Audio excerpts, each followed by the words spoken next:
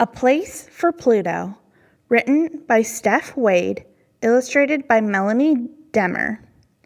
Read with permission from Capstone Editions. For the better part of forever, Pluto was a planet, one of the famous 9.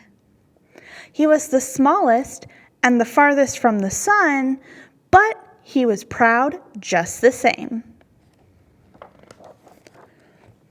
Then one day, Saturn, with her rings flashing, and Jupiter, with his entourage of moons beside him, told Pluto the worst news ever. You're not a planet anymore. You're just not big enough. Sorry.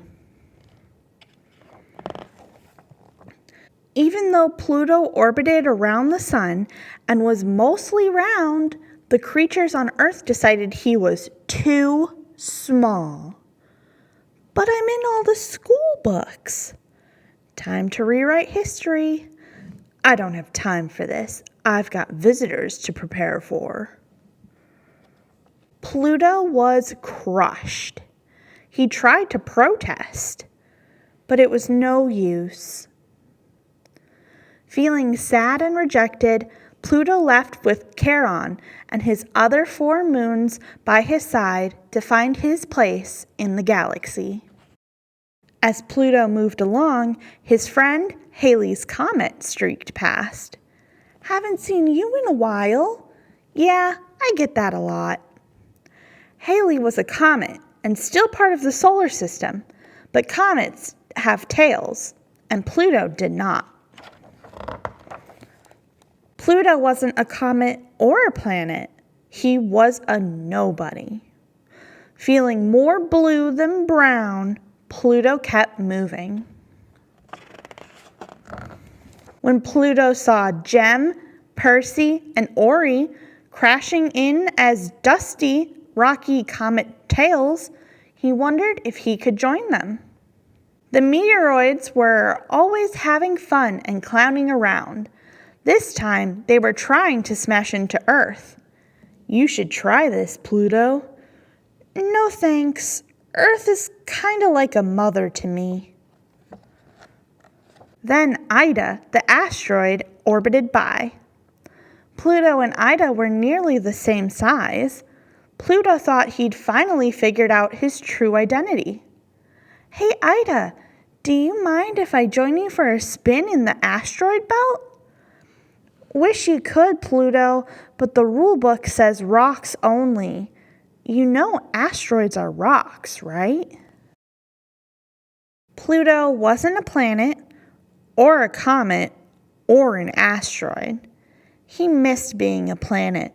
He missed his old friends. He missed feeling like he belonged.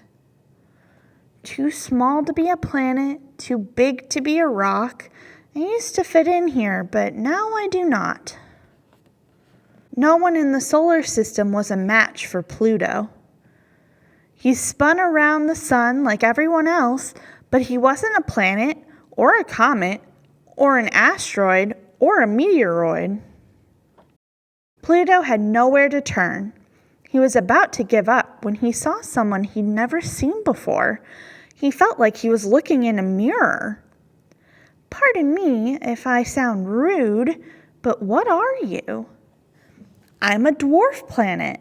My name is Eris, and these are my friends, Haumea, Make, and Ceres. Pluto stared in wonder at the 4 dwarf planets. They were too small to be planets, but too big to be rocks. They were not planets, or comets, or asteroids, or meteoroids. They were just like him. You're just who I've been searching for. Really? Then you should join us. Pluto felt more like himself than ever before. He couldn't wait to tell his old friends about his new ones. Turns out his old friends missed him too. We're sorry, Pluto. Just because you're not a planet anymore doesn't mean we don't love you. Pluto was over the moon. He was a part of the solar system with friends, both old and new. He smiled an intergalactic smile that was out of this Milky Way. A Place for Pluto, written by Stef Wade, illustrated by Melanie Demmer.